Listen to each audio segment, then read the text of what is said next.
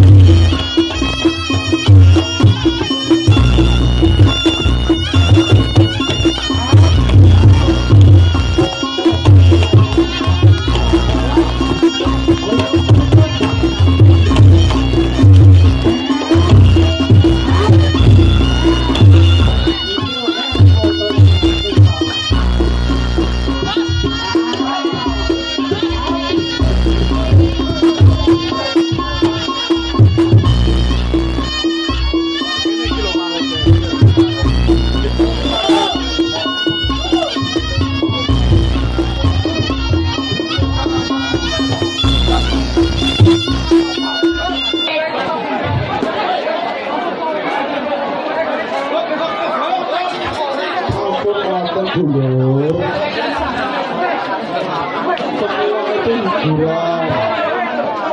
hiburan kampung.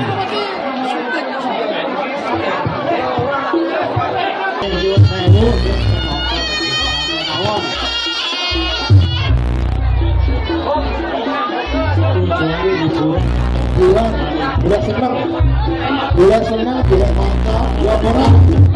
Saudara-saudara, tolong dihargai sebagai tuan rumah. Sebagai tuan rumah. Itu aja, terima kasih. Wah, Kak Leo, lanjutkan. Ayo, tak boleh. Ayo, tak boleh.